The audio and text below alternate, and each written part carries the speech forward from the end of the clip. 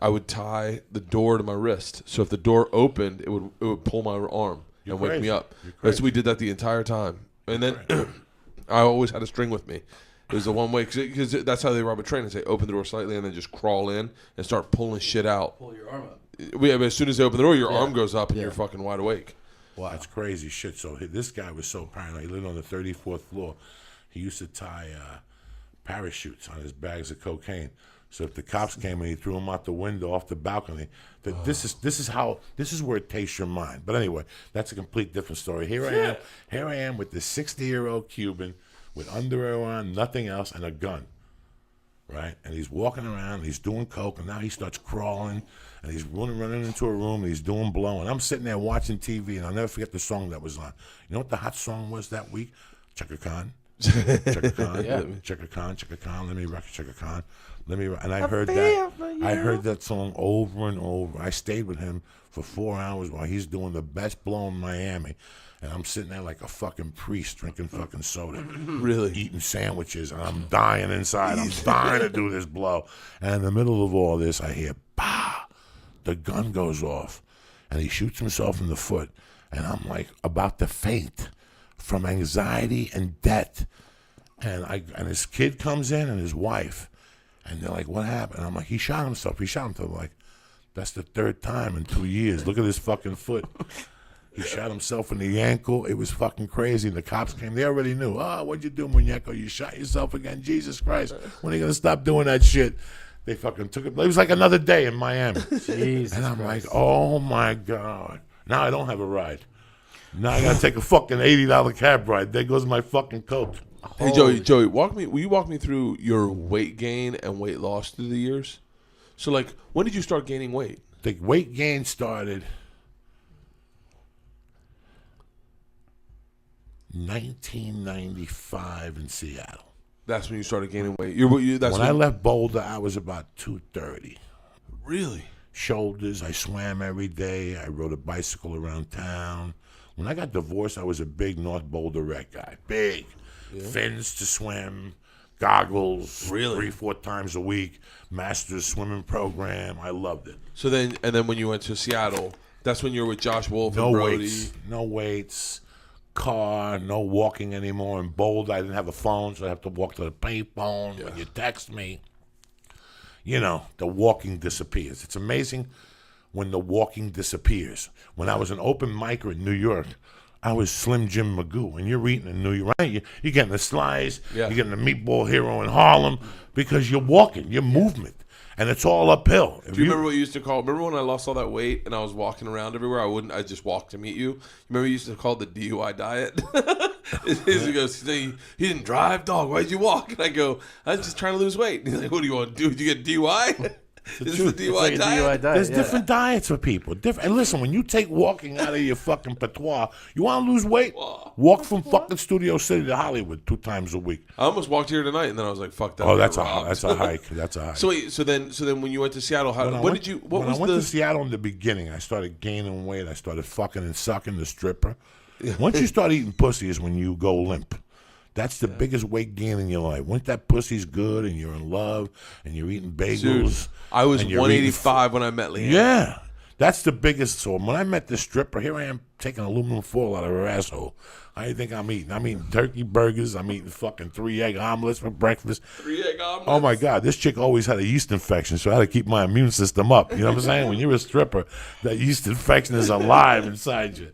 So wait, so how heavy were you when you moved to Hollywood? So when I moved to Hollywood, I was probably 255. The real That's from Seattle? From Seattle. The really good picture of me at Stanhope's where people look at and go, wow. Can you pull that up? No. Can you find it? Nobody's got it. Oh, okay. Rogan's got it in his personal file. I'm about 250, 255. And then... What kind of file does he have? It really went deep in... probably about 2001 was where the sleep apnea and the cocaine met. And I started going on the road for long periods of time. The road will do it. The road, eating that fried food, those Yoda rooms in Michigan, the booze, Buffalo, the booze, the blow. The blow will kill you. The blow, unless you're out there sucking dick and smoking crack and not eating, but when you have a little bit of money and you do blow, you binge eat. When you wake up, you right away put 8,000 calories in your system and you go upstairs and sleep. You do that 4 or 5 days a week. The results are fucking monstrous. Yeah. So what happened was when I got the sleep apnea, you're not getting enough oxygen in your blood system. And all of a sudden you start creating, what's that thing you create when your body goes into panic? No, I know what you're talking about. Serotonin? Serotonin, so that makes you fat as fuck. Yeah. So I remember getting on a scale at one time going, wow, Josh Wolf got a deal. And I got this commercial for a mobster. Something happened. I needed suits. And I called Josh, and I go, Josh, I need to borrow money. He goes, you know what, man? I got this deal. I'm going to give you a present anyway. He gave me $500. Josh Wolf's show on CMT starts June 9th. June 9th, Yeah, he's everybody going to be on the CMT. podcast next Wednesday. I just thought I'd throw in a plug. Are you on that night? No, you're on the first week. I'm gonna do like next week or the week after that. Okay, I I'm think. doing the 11th. Yeah, Yeah. I'm doing the 11th. So, Yeah. what was I talking about? Josh Wolf, you asked him to borrow money for a suit. You asked him to borrow money he gave me $500, and I went to that 3 suits for $200 in Hollywood. Yeah. You get 3 shirts, 3 ties, 3 suits, a pair yeah. of shoes, a belt, a hat, Yeah. a burger from fucking Musso and Frank's. Yeah. You get everything for $200. From Yeah. But those suits are great for about once after the third use, you got to throw them away. Once you stretch and the elbow pops out, or somebody lights something flammable next to your suit, because it's always something flammable. Don't go to one of those fucking Poison concerts, because you'll leave there like a fucking. I was going to say something cruel, but it's Monday night, it's Memorial Day. So then, when did you get to 400 pounds? Wait, so do you get your suits? Let me tell you guys, when I went for those suits, I was Lee's laugh probably is the best tonight because it when I comes went- out of nowhere. When I went for those suits, it was probably March, let's just say 2000 or 2001. I went for those suits. I was about 300 pounds. About a month later, I went to put that suit on, and I have no reason to lie to anybody. The pants were 2 inches away. When I bought those suits, I fit in that pants. I bought those pants. I got them tailored for myself. Yeah. When I put them on 2 months later, I was 2 inches away. I couldn't even breathe the stomach in. That was the sleep apnea, the cocaine addiction, and the diet all met at one time. Yeah. And I went from like 3 to 355 overnight. Couldn't even wear regular clothes. I had to be sponsored by Big Daddy. And I remember Ralphie was sponsored by Ralphie, Big Daddy. all of us. Yeah.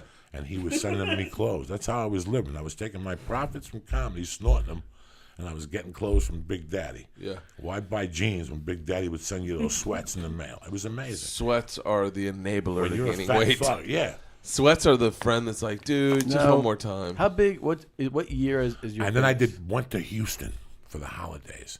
Pete used to book me for 2 weeks over the holidays. Yeah. If you're a fat dude and it's in your DNA to be fat and you like eating, Houston should never be a stop for you at all. They go deep in Houston, and especially if you're doing blow and drinking. Yeah. Okay, Yeah, I used to go drinking to town for the sure. drinking. You're waking up right away. You eat pierogies instead of 2 eggs and oatmeal. Yeah. Those pierogies, I throw 10 of them and 3 cans of Coke right off the bat, just to fuel the diabetes and the cocaine at 7 in the morning. it. I'd even stop doing blow to go get kolaches and get like 3 jalapenos, 3 sausage and cheese, 10 of them and 3 cans of Coke. And on the way, stop at fucking Taco Cabana and get 3 breakfast tacos, potato, egg, and cheese with the spicy sauce. Oh, yeah. Texas has got great fucking Terrible. food. And then you go to sleep and you wake up and you go to Beaver's and you get a fucking Greek cheeseburger with the steak fries and the clam chowder with the fucking fish in it. You know the Greeks. What do you got? Crab? Throw it in there. Who gives a fuck? That shit. And then at night I go by Pete and there was a Chinese restaurant by Pete. Remember, it was right next door. It was right next It door. was a Chinese restaurant. Oh, I used to fucking love Come that on. place. Who do you think you're dealing with, dog? And then down the block I remember if you look up Disco Inferno on Cold Case, that was the first remarkable gain weight. I went from 355 to about 380 in a month. Ooh. 2 of those weeks were in Houston, Texas. It was on about a month ago. If you ever see Cold Case, always pop it up and see if it's Disco Inferno. I play a cab driver that was really skinny at one time. Yeah. I was a disco dancer. But after the cocaine backfired, I moved to Philly and I become a cab driver. And What like when casting? so it was one of those. I did 2 weeks in Houston. Yeah. Basically, got off the plane, did New Year's with Joe at Melrose on Saturday, slept all day Sunday, and I was the second scene on the first day of shooting on like the 3rd of January. Oh, wow. It was one of those things. Yeah. So I didn't really get a chance to lose the sodium out of my body from eating out all the time in Houston. Yeah. When you look at that episode of Cold Case, you will go, Joey, you were 2 weeks from dying. And right around that time when I came back was when I got diagnosed with the sleep apnea. I finally fell asleep at, where's President Clinton from? Little Rock. Arkansas. What is it? Arkansas. Little Rock, Arkansas. Little Rock, at that Funny Bone that Joe Chadwick bought. Remember Yeah. when they broke off and Joe Chadwick and the black bartender who robbed the bar in Miami, they bought a fucking mysterious Funny Bone at Little Rock, and I was asleep at the fucking I was asleep at the hotel, and a guy came up to me and goes, "Excuse me, I'm a doctor. I heard you snoring when I was checking in. You better go to a doctor on Monday." He goes, "Just from looking at you, I could see the bags under your eyes, the color of your skin. You're going to get sick." He goes, "You have sleep apnea. I could hear you choking." At that point, I had been thrown off a flight.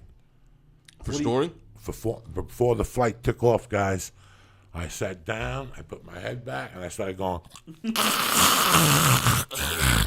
And they said, and they're like, "You got to go, dog. You got to go. You got to go. You got to go get some sleep."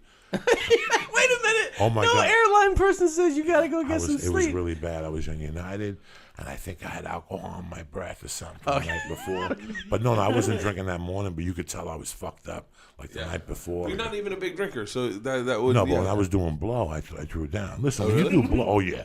When I threw blow, Budweiser cans, cold like a motherfucker. Yeah. Give me a case of those 12 ounces, put it in the freezer. That was what Felipe was saying.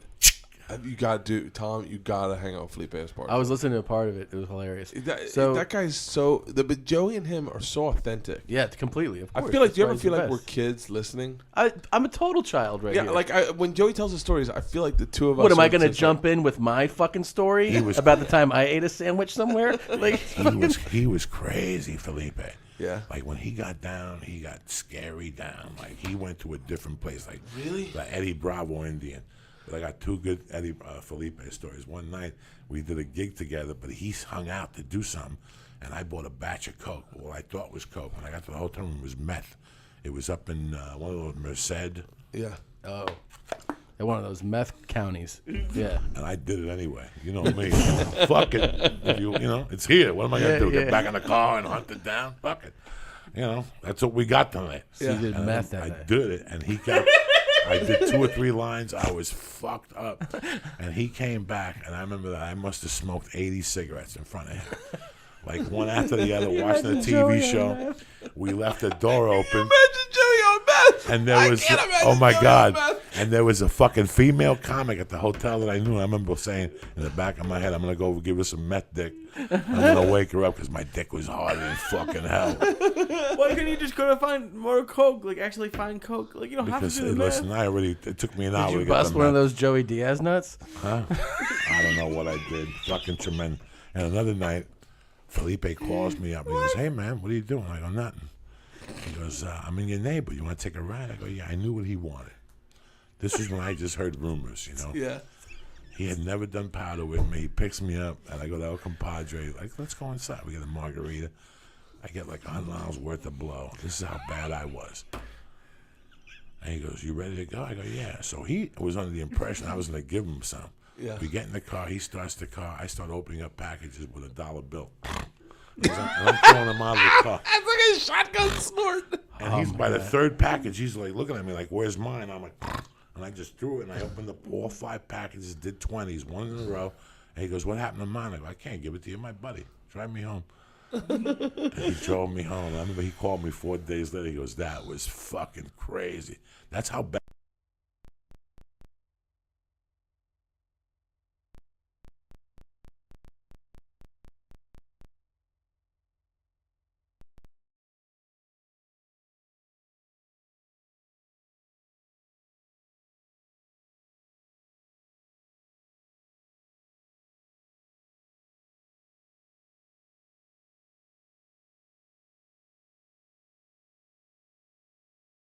And Joey's going.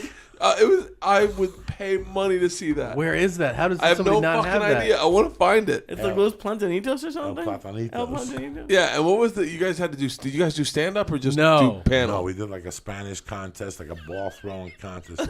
Listen, it was like $3,000 the week before the holidays. You know what I'm saying? Sometimes you got to do what you got to do. But you both were of them speak spitting like that English Spanish. Yeah. Like Holidays. Felipe goes. I don't even know the word for breaks. I go, what? And he goes, I thought it was brecos. Yeah, sometimes you just. It's funny how every year for a couple of years, I would get a cocaine gift a week before the holidays. Like one time I went to do an audition, and I didn't get the part, but I'm walking out, some little chubby guy comes at me and says, "Excuse me, you'd be right for a mafia commercial you're doing, but it's non-union, but it pays $2,500 for 2 days' work, if you know anyone." What do I say? Non-union, I don't give a fuck. You know, this is the holidays, Jack. That's $2,500 cash. And they put us up in a hotel, tremendous. All the way, like in Camarillo, nice, like fucking butlers and shit. Yeah. Like doctors, non-union, put us up, fed us. It was a Snickers commercial for fucking Russia or something like that. Then the one year I got the ski thing, I got the teeth with Warren Miller.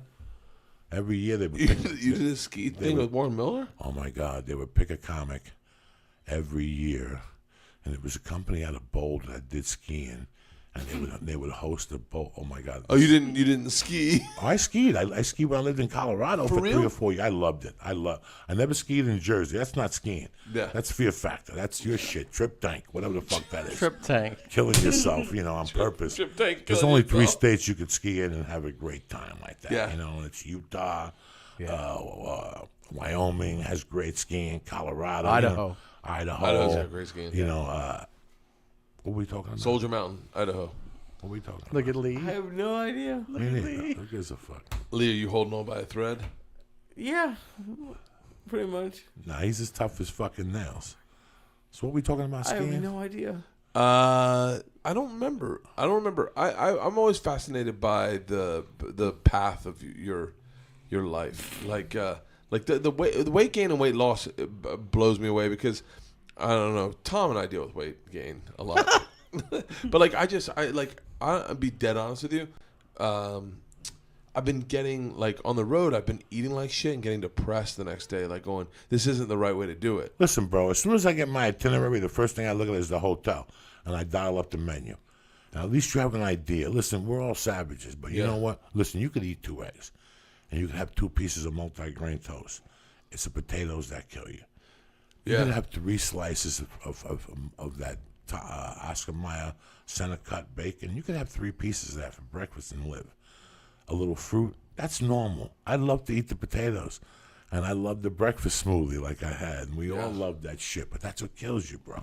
I'm 236. I started 242 was this weight loss thing I started, and in a week I got done 236. But now I'm just kind of plateaued because I drank this week. You know that you have to work out 4 days I work a week. I work out every and day. You have to drink water and 5 miles, and drink and water. You have to drink 2 days a week. You have to put in your mind. I gotta. That's my thing. Listen, that's my drinking. thing is the drink, and I get you. So you have to make a deal with yourself. Yeah. You can't drink on the fucking flight. That kill. That's I it. really genuinely wish I could do like you and just have marijuana be my thing. But it's not. My brain's not wired that way. Hey man, that's what makes us unique. That we're all different. That there's people that like alcohol. I can't. I want to do a tour bus really bad. Like I talked to Jim Jeffries today, and he was telling me exact numbers. I really want to do a tour. He was telling you numbers of what it costs. What it costs for a tour bus, and where you got to break even. Is this extraordinary? No, No? it's $10,000 a week. I'm not. No, listen. Obviously, you know exactly how much money I make, Buns. So do you, Joey. I can't afford that in a weekend. But if you start doing these one-nighter, do a tour of one-nighters. Where you do it at rock clubs, and I'm gonna do I do the calling sick to work thing.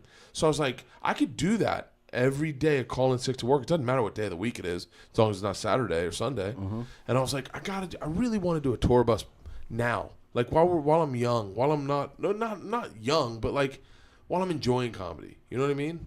I was like, why aren't we doing a tour bus? Like 3 of us or me, the 3 of us. Why wouldn't we do a tour from Tampa, Orlando, Atlanta, Nashville? Columbus, Here Pittsburgh. Here we go again. Now tomorrow I'm gonna wake up. I'm gonna have 1,000 twits when you putting the tour together. No, but And why at the would end we of do the it? week, Why this would shit we? don't fucking happen. Why don't we do this? And Why I don't got we do 2 this? days of people tweeting me, wasting my fucking precious space. You ready, Joey? What? Call in Sick to Work tour. We'll do that in the morning, and then we'll do a show at night. 2 different clubs. I'll tell you why. Because I can't leave this fucking place for more than 3 days of this shit. It's tough. It's tough. I I'm- only want to be away Thursday, Friday, Saturday. I'm broken, man. I broke After that fucking bomb barometer. Yeah. After that, I'm done. Say, I've been what would on the what would road it take you to do 2 weeks? Thursday, Friday. What would it Saturday. take you to do 2 weeks in a tour bus? Thursday, Friday. I don't want to smell your farts, and you don't Yeah, I want was to smell gonna mine. say. I'm an adult. If we were a rock and roll band, I had chicks sucking dick and a guy preparing my heroin shots and cutting lines. But at this point in my life, listen, just put me in the hotel and pick me up in the morning. All right. Really? I want to take a shower. I don't want to be traveling. I don't want to be Tracy Morgan, get hit behind by some fucking guy in a bus when I'm trying to whack off. I don't want none of that dilemma. Leave me the fuck alone. Everybody calls me every 2 weeks with a tour and an invention.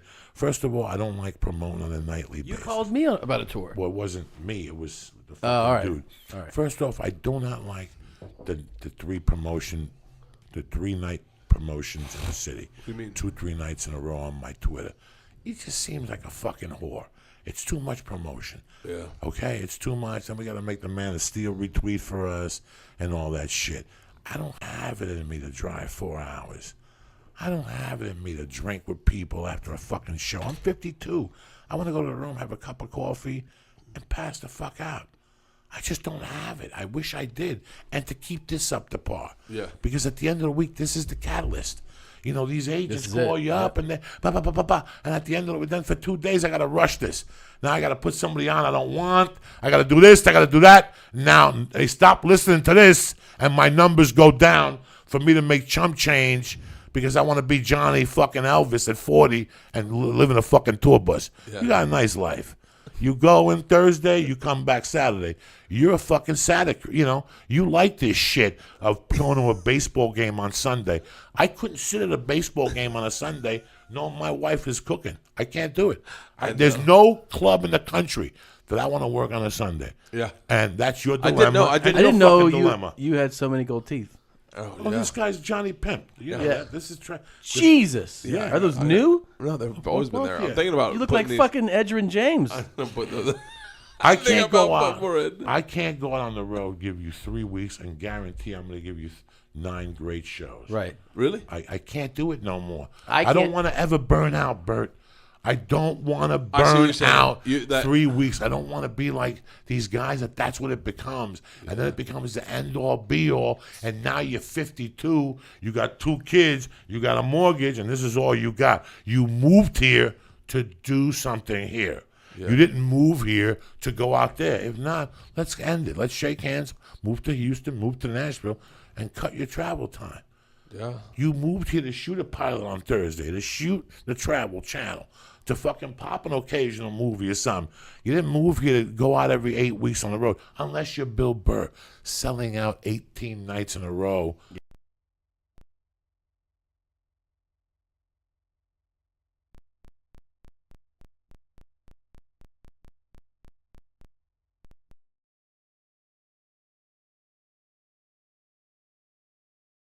Out shows. 10 days. In a- that's not in a Ten row. days. Yeah, and like 2 Monday, 2 Tuesday, 2 Wednesday, 2 Thursday, like that. At the Wilbur Theater. In Boston, yeah. Sold out. It's just over 1,000 seats each show. So he sold like 19,000 tickets. Holy shit. I feel like I just been slacking on my stand up. Like I feel like I listen to these guys. Yeah, but you said it before, but you're out all over the world shooting TV shows. Like you can't keep that up You if you're can't doing what burn. you do. Listen, you have to can't focus on I know one. you can't. Nobody can. I mean, But it's not while you. you're, It's but nobody. while can. you're doing the travel show, you're penning. At night, you don't have time. While they're drinking, I got to go to the room. I got to pen for an hour because that pen, what's his name? Rodney Dangerfield didn't do comedy for a few years, but he kept penning. yeah. So even though you're not doing that, when you pen sometimes, it's just as valuable. Yeah. Just keep penning. Something happened. You're hanging out with these fucking Puerto Ricans. Something had to happen. You're hanging out with a bunch of Arabs. Something had to happen. Yeah. Something had to happen. Something happens every day in your life that sometimes you don't write down or we miss. I'm the fucking number one guilty part of that. But don't ever feel you're slacking. When I'm I just working feel on like a movie, I just feel see all you the guys on the road. I feel like I I come back and I get on the road for like 2 weeks, a month, but I'm not on all the fucking time, you know? Yeah, but let's say when I get on a movie, let's say I got a movie 5 days in New Orleans. Yeah. Most you assholes, 90% of a comic would go, huh, I'm not making that much money on the movie. Let me go book a comedy night. Then you book 3 fucking nights in New Orleans. Now you're out till 12, and you're shooting a movie with fucking whoever. You're getting the opportunity of a lifetime. When I shoot a movie, guess what? Everybody else sucks my dick. I'm shooting a movie. Yeah. If at the end of that movie I want to do a weekend in New Orleans like I did, then it's done. But I don't mix apples and oranges. I used to, and I used to get a shitty result. Why are you getting a shitty result for? The most, to me right now, when I'm out the 3rd week in a row, that Thursday, I'm feeling it. I'm feeling my jokes. Start to feel kind of like they're on play, press play. Fuck it. I don't feel want to. stale That's it. on that. That's when it's over. Once Yeah. I feel that, that's it. That's why I told the guy, listen, don't back me no more. Every other, then give me 3 weeks off to recoup to get a feel for this. Yeah. And then put me out there. And I appreciate the work. Don't get me wrong. I just can't cover the spread no more. But I know this going in. I want to keep this fresh. I don't want to come in here on a Sunday, get home, pack, eat, and then come here at 8 o'clock because I got to leave on Wednesday because Rosemary wants me for Bob and Tom. Fuck you. Yeah. Bob and Tom can suck my dick. I'm going in Thursday. I got a wife here. Do these go out day and date? No, these go out Monday night and Wednesday night. But, I don't want to do 2 pot. Again, if I got to come in here Monday and then Tuesday, I want to even keep this motherfucker fresh. Yeah. I want to space it. I don't want to come in here and do 2 in a day and then the law of diminishing returns. I went to the I was gonna release law of diminishing returns. I was the biggest whore in the world and it got me nothing for years. Everybody goes, you're a hustler. Yeah, I could throw down with the best of them. I could get that schedule. I could fill my schedule 8 days a week. I could call every club owner. You don't know how I do it, but I can't do it. Yeah. I know that by the 5th week, I'm on stage giving you a bullshit show. I'm going to yell at a heckler that usually I don't yell at. Yeah. You're the one that convinced me to cancel my Sunday shows. Always. Now I do it. Now I do it. Too. Now I do it either Thursday or Sunday. Sometimes it's easier for me to stay with the girls, on Thursday if I'm coming in late. But the girls would love to have you, but the girls remember Sunday dinner. There's nothing like Sunday dinner in the American culture. Nothing like it. Nothing like Sunday dinner in the American culture. I gotta ask and you we something. spit at it. And then when everything goes sour, we sit there, I don't know what happened. We've disrespected our own culture. Sunday that's it. I don't give a listen. Listen, I'm not doing the midnight show. I got shit to do in the morning. When I get there, my kids don't understand that I made the midnight show. They don't understand that I work and that this is provided. They don't understand that concept. Yeah. You know what they understand? Daddy wasn't there on Sunday. That's all. And this is what I know from blowing a marriage and blowing a relationship and blowing a relationship with my child. I'm not talking out of my ass. And this is what I've seen over the years through other comics. Because there's no woman, as much as she loves their kids, when you're calling her going, I'm in Beirut dancing with a bunch of Heb girls, and she's at home at an art class with fucking Isla getting thrown fucking M&Ms to the fucking neck. You understand me? And you're telling her, how much can a woman tolerate that? How long will you tolerate that at home? I'm in Puerto Rico with 3 natives drinking pina coladas. Wait till you see me on Trip Tank. And here I am at home with... Shit, I'm going to piss myself. Where's fucking, what's his name? Where's Tony Bennett? Memorial Day weekend, guys. You're the only person I swear to God, Joey, you're the only person I know that can take me from really, really listening to laughing hard as fuck. It's tremendous, guys. He's better than you. Are we leaving? No. Okay. We ain't going nowhere. We're here. We're drinking wine. You got the Uber, right? I got an Uber. You want to smoke another joint? No. Fuck no, man. No. What? You all right? You want a piece of edible? That edible was 6,000 milligrams at some point. Jesus. It's our second one. That's the second one we Do went you ever... No, I really want to know this. Do you ever go like, I'm too fucked up from your edibles? Ever? Does that thought ever cross your mind? Happens every day. Every... But ask him what he does when that happens. I wake up, I brush off, and I go back and get the lion that bit me. If you take another one. But I take a few days off and I regroup. And I Do you sweat. really? When I go to acupuncture, she cleans my adrenals out. She cleans my gallbladder. And that's where the THC develops. It sits there like a glue. So when I go to her to before I Yours go there, must be like fucking oil sludge. Oh, Like but I've been running this. like Exxon Let me tell Mobil. you what happened. I've been running this machine for so long, I can't stop this motherfucker now. The body's got this glue everywhere. Yeah. And now you just got to learn how to maintain it. You can't let it cross over into the danger zone. I got to keep it like Tom Cruise before you got to Scientology. Do you ever get tired of fucking hanging out after the shows? Yes. I can't believe your stamina for that. Yeah. I don't know. You're the one that brought that up to me though. Like I just because I'm like you in this sense is that I am like let's go back to I want to go back to the room. You know what I mean? Like after the show. I was you're shocked a fucking all nighter. Yeah, I spend the night with this. I tell everyone if you come to my late show, I hang out with you. I'll hang out. I don't know how you do it. I don't know how you don't get just. I used to tired. do it too, guys. I used to do it. I can't lie. Yeah, you I do it because every I night. see both. I said to you, Yeah. I can't believe you don't do it. No. Because I when I get done my second show, my first show I sell shirts or whatever and books, and then I go back to the green room and chill for a sec, and then after the late show I go out to the bar. I tell everyone, but man, I don't have. This is gonna sound massively insecure, but I didn't have the security in my material that you may have, that both of you have, because I always felt like the only reason I was there is because I sold drinks. You know, but the truth is, when I first started headlining, I heard Pete. As a matter of fact, Pete is exactly who said. He goes, you know, man, you got a big drinking crowd. That's good for a club owner because Pete was kind of got you move drinks. And he's like, you move drinks, and I was like, yeah. And then David Tell randomly said to me, you can't count in Miami one weekend. He goes, you can't count on the club owner watching your set. You cannot count on the club owner knowing good comedy. What you can't count on is that the club owner knows how much booze you sold. And you sell a lot of booze, and you'll fucking keep working. Yeah. And that's always been my MO. With you. So in a weird way, and I remember Tony Baldino telling me in Chicago, he goes, nothing for nothing, but when you hang out Saturday night, I get like an extra $4,000. And he's like, it's not a lot, but it just adds to your weekend of sales. Makes you a better comic. I tell you that all over the country. Tell them to hang out for an extra hour. So I always tell people to hang out. Then you're like, I'm having a drink on stage, so that moves booze too, right? Oh, well, but yeah, I drink on stage. Usually I do a shot or I pound a beer when I get on stage. But that's the deceptive thing, not to like let the canary out of the mine. But like I only have one beer on my first show. I'm not. Yeah, it's great. But and then I'll have one beer on my second show, and maybe a couple shots. Maybe I don't know. Who knows? Dude, I'll be honest with you. I'm kind of in a way jealous of it, like because I sometimes will be like, all right, I'll have a drink with you guys, and literally 8 seconds in, I'm like, I gotta get out of here. Oh, really? Because I feel like if they're waiting for me to be entertaining, I'm not going to entertain them. But we're different dudes. Of course. But we're different dudes. Like me, you, and Joey are the same guy. Yeah. But we're all very different. Like Yeah. Joey's very honest. I'm not very honest. I'm really not. You know, you guys know me pretty well. This is honest right now? Yeah, I'm not honest right now. But I'm not very honest. Like if Joey said, Bert, tell me what dot is, I'd be like, I don't like confrontation.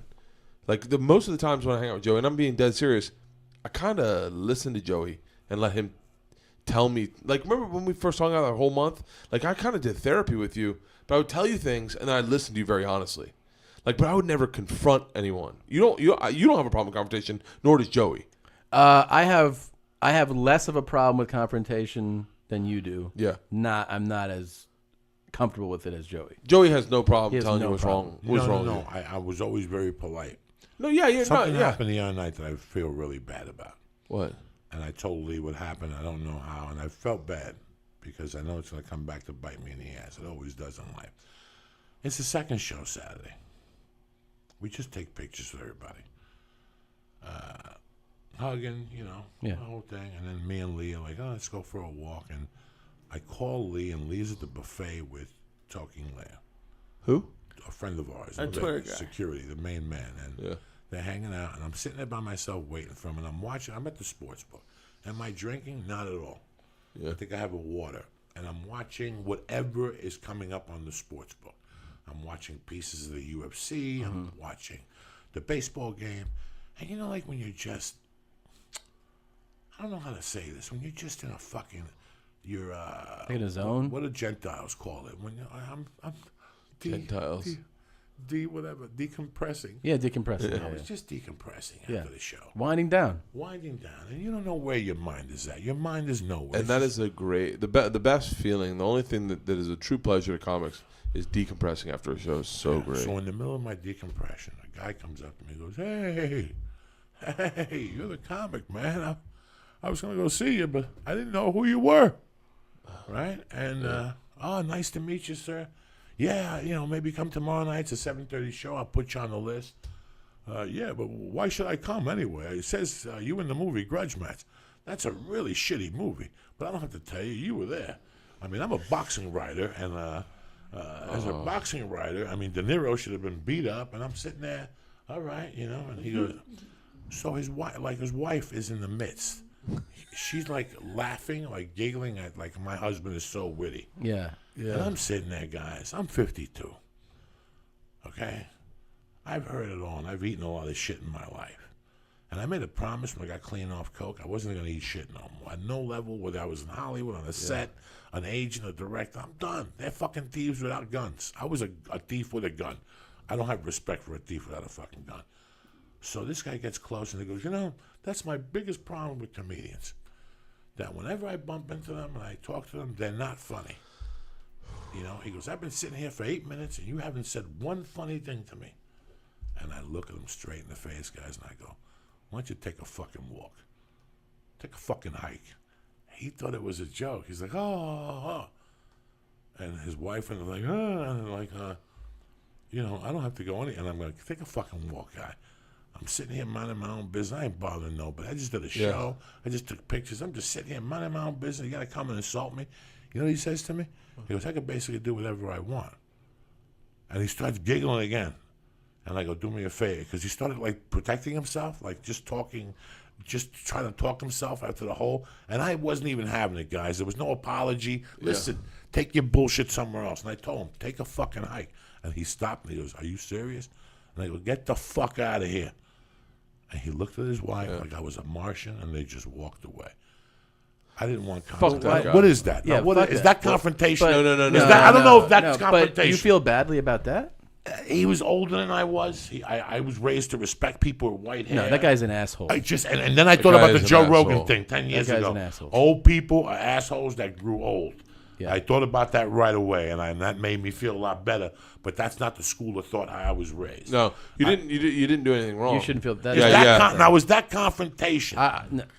That's confrontation, yes, but it's not. It's like. You got any cheese left in there? Anything? No, You got a couple fucking of grape grapes. like I'm Julius Caesar. I don't care. See, Joey, I don't lose my head over that. I'm good. I lose my head over like No, when I talk shit to people when I'm drunk and I know there's probably a camera on me. Oh, sure. Yeah, like that happened at the Mall of America. Yeah. The guy was like, I hit the button to say close the hotel at 12. And they closed the hotel. And so I hit the button and the guy goes, are you handicapped? And I was like, what? And he's like, are you handicapped? I was like, no. He was like, then I can't let you in. I was like, oh, never mind, I'm handicapped. But I did this whole spiel about being handicapped and then having a blind guy and a guy in a wheelchair with me. But I was like, because the speaker thing was here, so I was like bending down to do the speaker voice.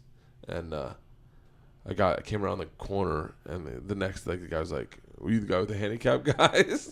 I was like, yeah, have you seen them? And then he was like, we have video cameras, man. And I was like, fuck. I totally Britt McHenry'd myself. Yeah. Like, that's what I think of. I don't think about those moments. Like, those moments, you're not being a dick. You were nice to the guy. You were gracious to the guy for a while. Yeah. The guy was an asshole. He's a cunt. All his friends will say he's a cunt. That's how it works. The reason why my mom died was the heart thing. Yeah. But really inside was her heart broke. Because my mother was a very generous person. She was raised like a gypsy. My mother knew that if she made $100 and she came in the room right now, she was only supposed to walk out of his room with 50. In her world, that was my mom's world. Yeah. And I was raised like that, to spread money. It's not about you. I get a little money extra, cut fucking Lee in, cut you in. That's the school, and you do the same. Yeah. But people don't think that way. So you end up getting fucked, and then when you need money, they don't call you back, even though you paid for their fucking kid's dental bill and shit, whatever. And I think the same way, and I don't know how the fuck you guys do it. I tell you what bill kills me. there's a bill that's called the manager's bill.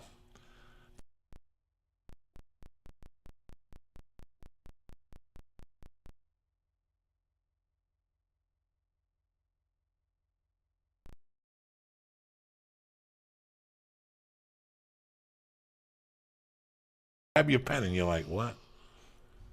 You know, I tried to tell them you needed more money, but they wouldn't budge. You tried to tell them, you fucking cocksucker. That's the bill that's always paid me. Or the bill where I'm paying you for the same job you're doing. And all of a sudden, wait a second. What's paying for going a phone on call. here? Yeah, I'm paying for a phone call. I don't like that. There was times when the number was okay, so I paid it. Because sometimes it's just good to have you around. Yeah. Let me give you the 10 points just to give you a little taste of what it's like.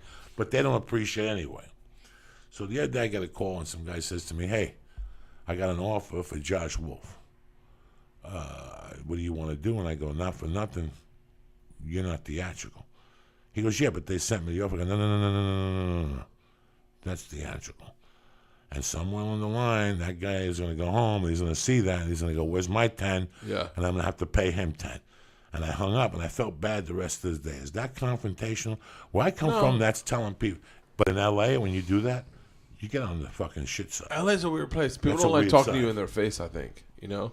Yeah. You have to They don't check mind it in people. the You car. have to stand up for yourself. If You not, have to. bro, they'll rape you to fucking death in this town. You learn that though, man. They'll rape you to death. And sometimes you accept it. When I was doing that blow, when I was telling you guys about the blow, it wasn't the blow that was killing me. It was what it was doing to my spirit.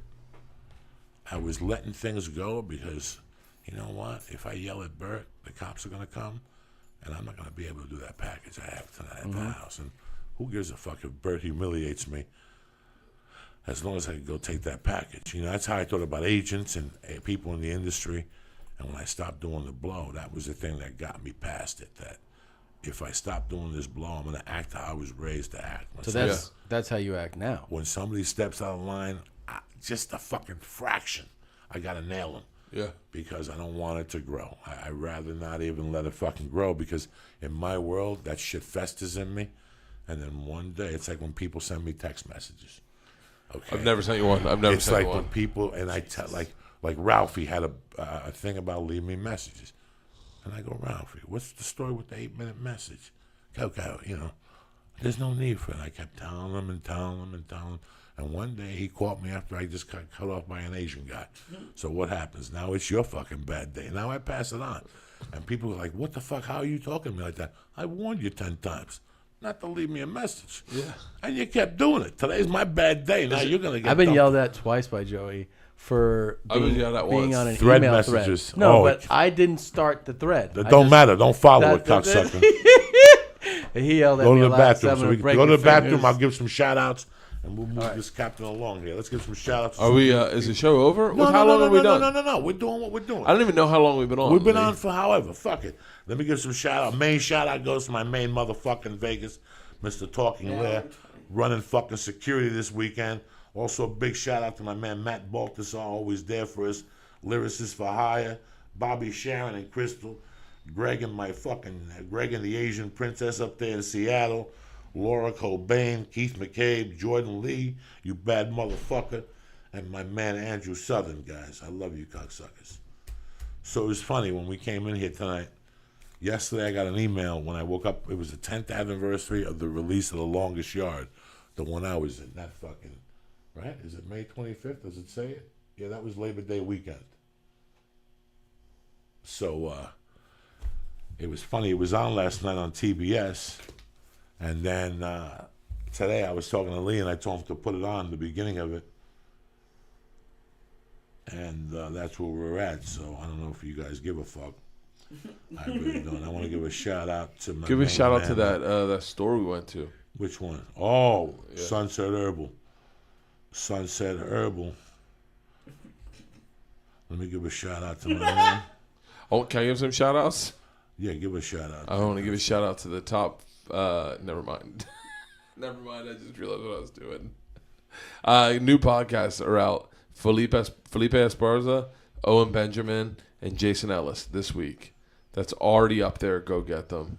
Jason Ellis had just released it today. It's a fucking amazing podcast. You ever talk to Jason Ellis, Joey? I was on there one time. Yeah.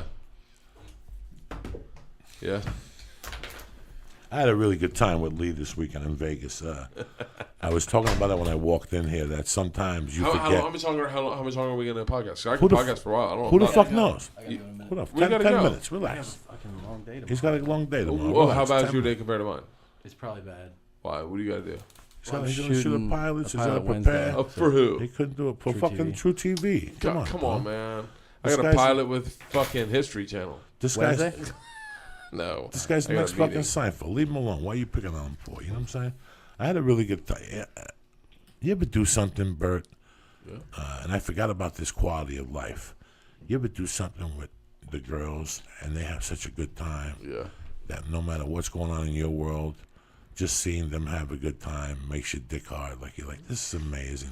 I know. Euphemistically, I know what you're saying. And it's funny I to watch see him jump on Lee. the trampoline to get my dick. It's funny to see Lee in Las Vegas. How, I mean, he couldn't wait to get to the buffet. Like he just couldn't wait. He had buffet tickets.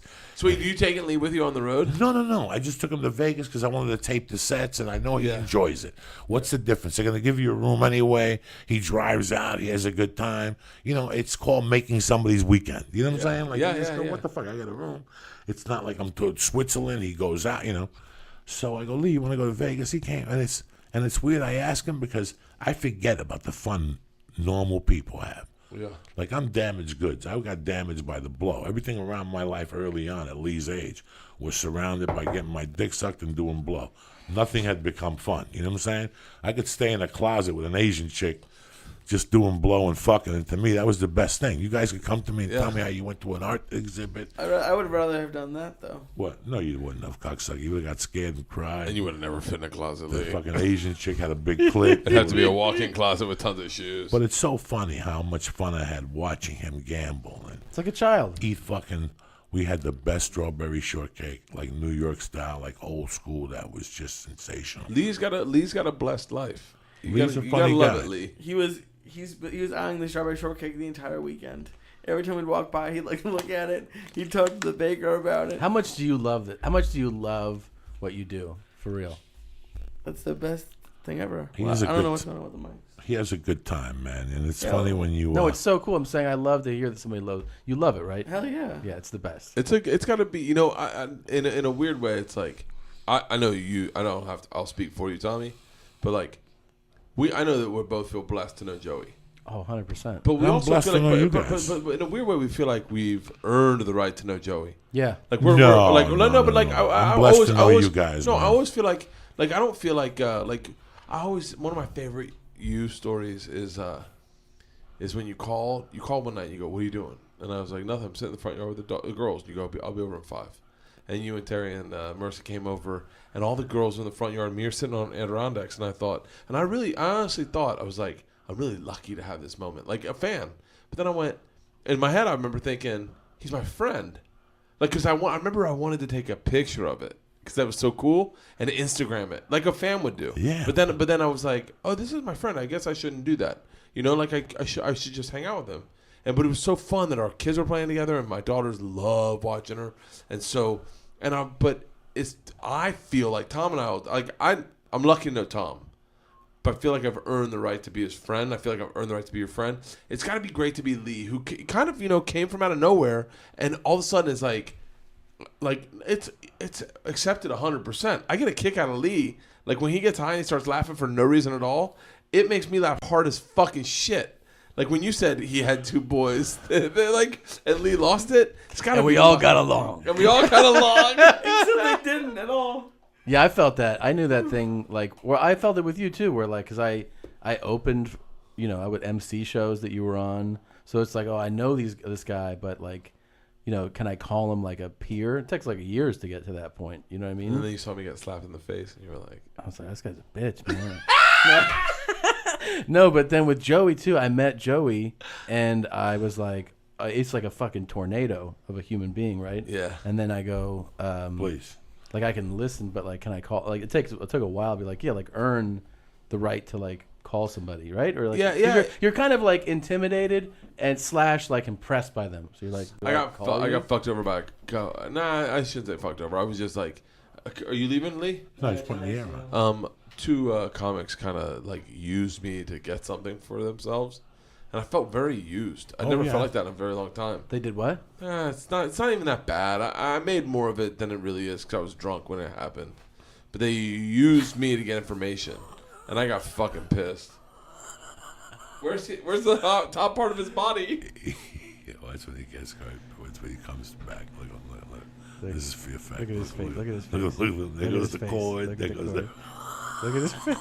Look at him. Look at him. Watch out. The TV's moving. The TV. Fucking hilarious, guys. You're the best. I feel the same. I feel... Listen, I'm part of the younger thing. You know, I'm older. You guys are younger. So I never ever felt like... I never feel like you're 52. No, I feel like you're 42 also. I love it. I love the fact that we're all... You know, I got into this because I read a book. What pushed me over the hill was the Lenny Bruce book. And I really, really believed that I was crossing over.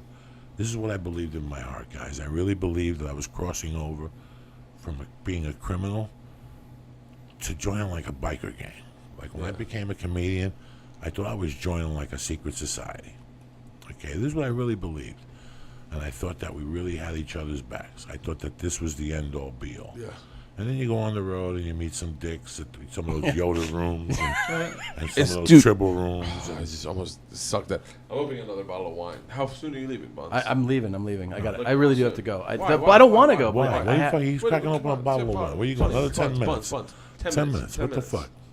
And you 10 meet minutes. a I do what bunch. you do. You do what I do. And you meet a bunch of dicks, and then you come to L.A. and I was blessed to meet. I go to the Comedy Store and meet Duncan and Joe Rogan and Ari and I had this faith. And all of a sudden, when that thing went down with Carlos and Joe and what happened at the Comedy Store, everything went away.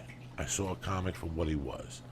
You know, a comic tries to approach you sometimes. They don't have the best intentions. Yeah. And that's what always sticks out in my head is how they didn't say, you know what, you shouldn't throw Joe out. We're going to back it. They caved. That always fucked with me a little bit. Mm-hmm. So that broke it's like for me, it was like becoming Sammy the Bull Gavano without ratting. It broke my spirit when I realized it was all about money. And that's it. You know, when you realize it, that's when I hate comedy, is when it becomes about money. My fun times is when I could call Segura and you and go, hey, man, meet me at that pizza parlor. Let's go down and do 15 minutes apiece. Dude. And we fucking giggle and we get high and we talk to people and we take pictures. And I don't have to sell T-shirts. I don't have to do nothing.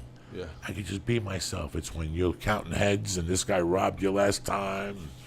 That's when it becomes a chore. It's like you can make $1 million a year as a comic, but I either respect you or I don't respect you. That's the truth. That's definitely the truth. I don't give a fuck. That's I really the don't best give a part fuck. about comedy, though. The best part about comedy within comics is that you don't hold comics to the standard that society does, which is how successful are you on paper. You hold it differently because you either respect that person or you don't. It has nothing to do with their income. Yeah, and there are guys that don't make $1 million out of respect. Of course. There's guys, all the guys I probably, most of the guys I respect don't make $1 million. Yeah. The guys that make $1 million, sometimes they're the first ones you disrespect. You're like, nah, I don't like the way you came I about respect that. the open micers now because I know how hard it is for them now. I feel bad for feature acts now. Dude, I feel heartbroken for feature acts now. is the most least. You like, know. and you know, I wish I. You take care of them now more? I only started. I shouldn't talk like that, but I only started tipping people because you said to. Really? I never tipped a feature act in my life. I used to get And sometimes 500. sometimes I forget. Only reason I don't tip is because I forget sometimes. No, I know. Yeah. But like usually I'll tip the wait staff, $100 at the end of the week. The whole staff? Everyone get $10. 'Cause Yeah, I don't know. I don't know how to do it. Yeah, sure. But I don't know who's waited on me or who's got me drinks, and then usually I'll give whoever's featuring for me like $200. It's not a lot of money, but That's I'm cool. not making a dickload of money. No, but you're helping out. That's what I just try to. I don't go like crazy. I just. I try figure to you help out. pay for a little bit for the flight or whatever. I've like just started doing stuff, where I don't make a ton of money. Flights. It's interesting. I used to think that the money would grow exponentially, but I think my money's. I don't know. Now I'm going to shit on myself, but I think my money's past my talent. I feel What? I feel like I don't know. I'm not like you though, man. We're different people.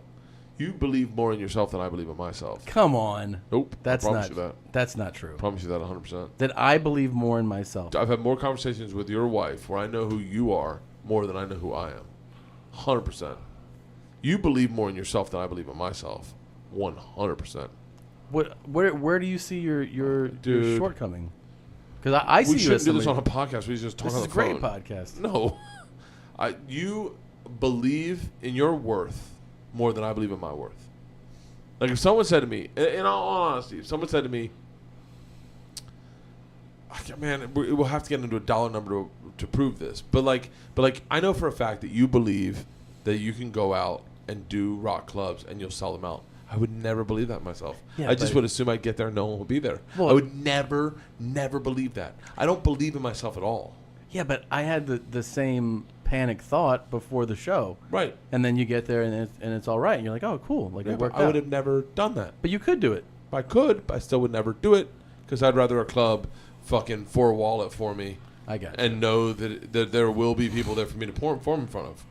Like, I don't know, man. I think it's generational a little bit. I think that you grew up in a time where punk rock's the wrong way to say it because that's not what it is. Right. But like entrepreneurial stand-up where you looked at, like, Because both this of is you the- guys were ahead of the podcast game I way want to ask before you a me. question, not to intervene in this. Shoot, yeah. So how long have you been doing comedy for? 16 years? Okay. I want you to rate from 1 to 10. The first 7 years of your comedy career, how hard did you work? The truth. 7 years? What I'd do you say- think about the same? I worked a lot harder than I Tom worked Segura. now. How hard did you work? How many nights did you go home and you could feel you it was like a girl cheating on you? How bad? I'm gonna give me a 7 only because I believe I'm an 8, but I would never say that about myself. Did you think you ever have a girl cheat on you? You ever been in love and a girl cheat on you?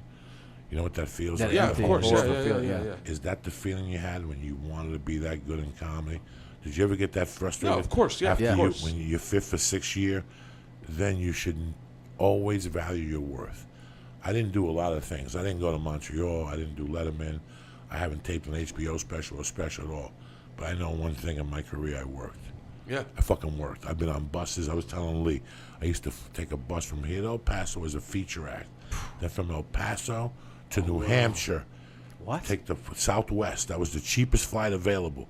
Forget Logan. I would go into New Hampshire, and then I would work Boston, take a bus to Maine. From Maine, take a bus to Syracuse, Rochester, Buffalo. Yeah. That's when before 9/11, you could go into Toronto. I would sneak in through the casino and then take a bus to Ontario and work that place for $800 a week to headline. You had to stay there for 2 weeks and sleep with the creepy uncle in his house, and he drove porn.